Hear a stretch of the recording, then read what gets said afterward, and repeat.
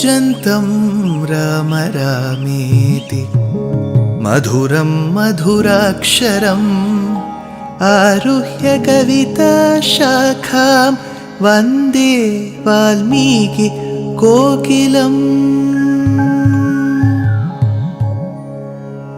रामाय रामभद्राय रामचन्द्राय वेधसे रघुनाथाय नाथाय सीताया पतये नमः।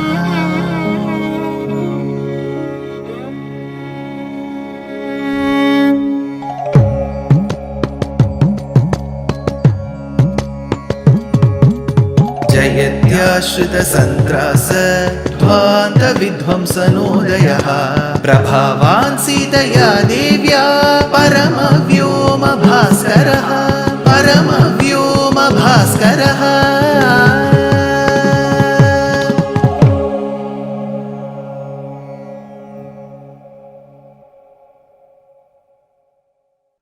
श्रीमते निगमान्त महादेशिकाय नमः। In Srimad Ramayanam, we have come across the essence, the beauty of Balakandam. Though the number of verses in Balakandam is less compared to maybe an Ayodhya or a Yuddha Kandam, it covers a major section of Rama's life.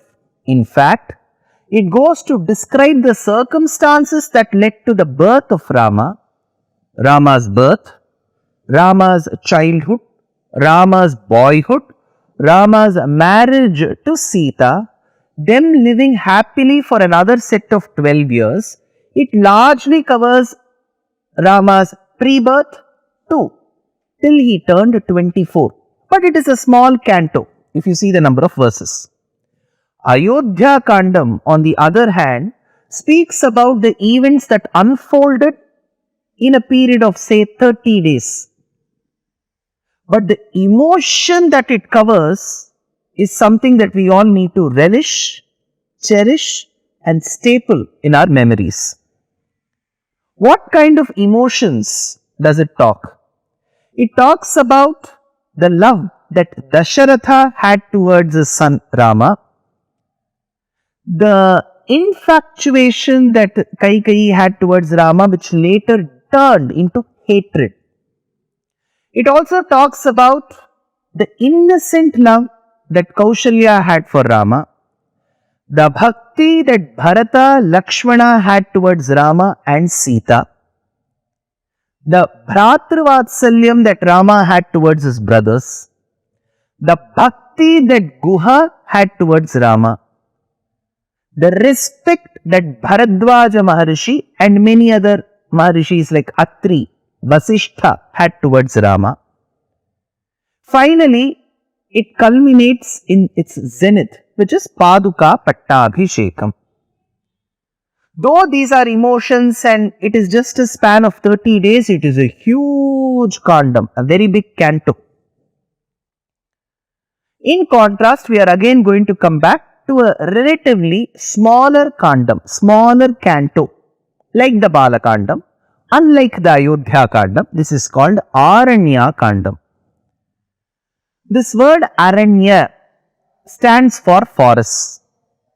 In fact, in our Sthala Puranas, when they talk about revered cities, hamlets, villages, temple towns, you will find this word Aranya associated with those temples.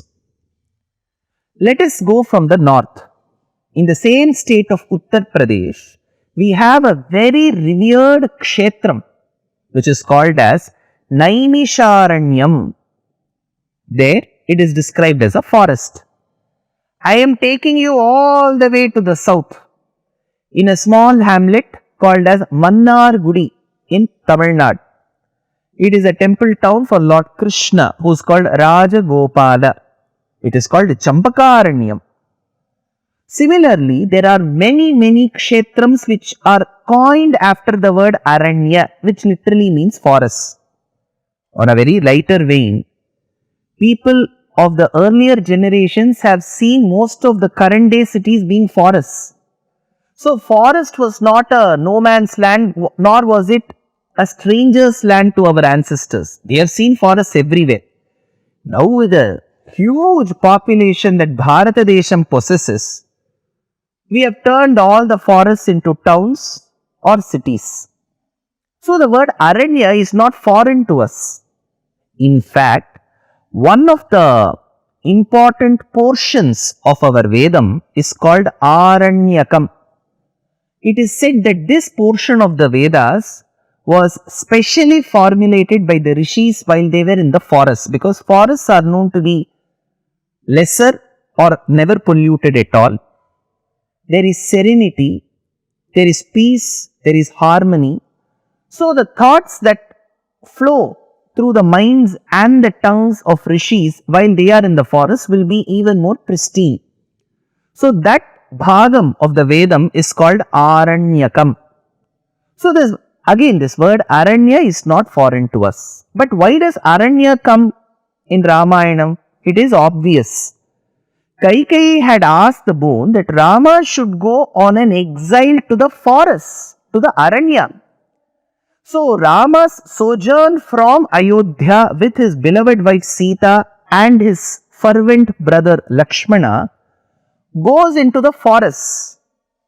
The other condition which was not told by Kaikeyi was, if somebody is sent on an exile to the forest, it doesn't mean they can go build a beautiful bungalow there, have one servant quarters. This is not what forest life was meant for. In fact, the rule, the unwritten rule in the forest if a person has to live was to construct houses of materials which are perishable and very temporary in nature. They should also never rely on comforts in the forest. Suppose if I am going to take my bathtub, all the very good air conditioners to the forest, I can still not call it forest life. I have to live with minimum materials in the forest. The other most important rule was, you cannot stay in a particular place in the forest for more than a night, technically speaking. But that could be relaxed, but it cannot be at least for more than a few months. Later, Valmiki does make the statement that Rama stayed in one particular place for a few months, then he moved to another place for a few months. So he talks about Rama's place of residence shifting. This was to give enlightenment to the people there, so that they think that life is very impermanent. The only thing which is permanent is the Jivatma, everything else is temporary. So it is best that Jivatma, while staying in this material body, in this Pancha Bhautika Shariram, takes or resorts to an upayam which will take it to Vaikuntha, where there is no return. Nasapunaravartate, nasapunaravartate. So that said, Aranya Kandam is also the essence of philosophical quintessence. You find Siddhantam in it. Time and again, when we will have the ability and the opportunity to discuss Aranya Kandam, I will take you through that Vedanta Bhagam. In fact, at the commencement of the Aranya Kandam itself, Valmiki does give a very vivid picture of the hermitages of the rishis in the forests. To which the commentator, the famed commentator Govinda Raja, in his commentary called Bhushanam, states, I am going to read out verbatim the commentary. Asmin Kande Jagadjanmadikaranasya Vedanta Vedyasya Brahmano Nirasta Samasta Vidyatvam Nikhila Antaryamitvam Niratishaya Aujwalyam Nirupama Dharma Pravartakatvam Ityadi Ananta Kalyana Gunajatama Varnitam. So in this particular canto, Valmiki is said to have given a description of Jagat Janmadi Karanasya, the one who creates, who helps in the sustenance, who takes part in the dissolution, who is the Antaryami, the one who stays as witness within, Vedanta Vedyasya, the one who is the essence of Vedanta, Siddhantam, Samasta Vidyatvam, the one who knows everything, Nikhila Antaryamitvam. He is the Antaryami, the Hardha Tattva of everything which is sentient and insentient. Niratishaya Aujwalyam. That effulgence, that radiance which is inseparable from him. Nirupama, Dharma, Pravartakatvam ityadi Ananta Kalyana Gunajatam Avarnitam. Ananta Kalyana. He has got repository. He is a repository of all auspicious attributes. Are they countable? No. If you start counting them, it is a futile process. They are countless, innumerable. So he says, Ananta Kalyana Gunajatam Avarnitam.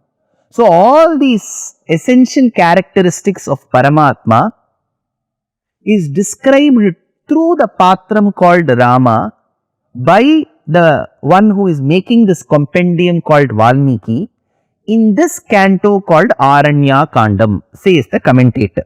Of course, all this we will not be able to reveal it at the start itself. As and when each incident comes, the commentator and the poet themselves take us through those particular passages. Now, as Rama, Lakshmana and Sita have entered the forest, it doesn't mean they didn't enter before.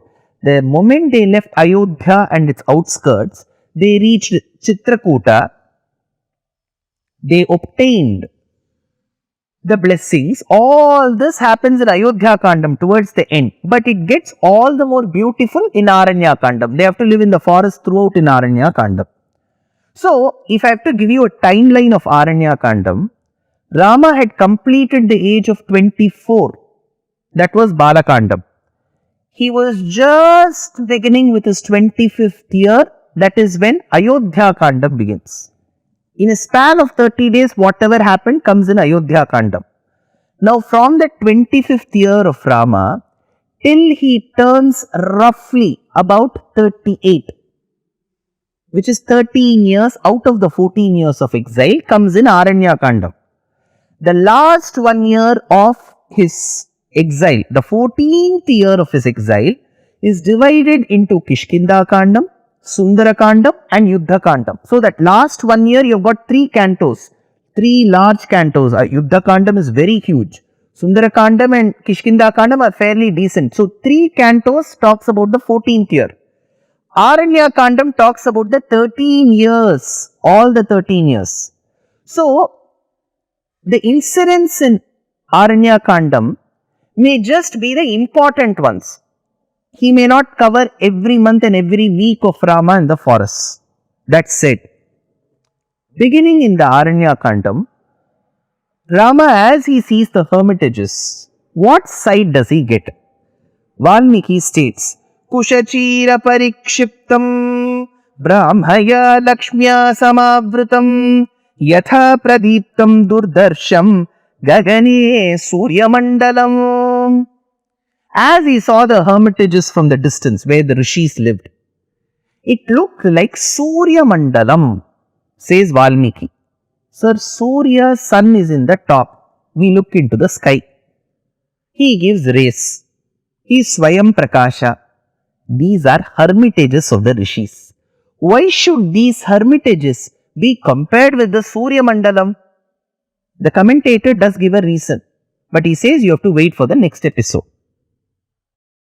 Dear Astika reader, I am happy to be authoring a 2-part book on the Ramayana in English. The first part is slated for release in the year 2024. The book aims to recreate and retell the Ramayana of Valmiki, conforming to the ancient commentaries and other allied literature. To receive notifications of the book release, kindly register with www.deshikadaya.org/books. Namaskaram.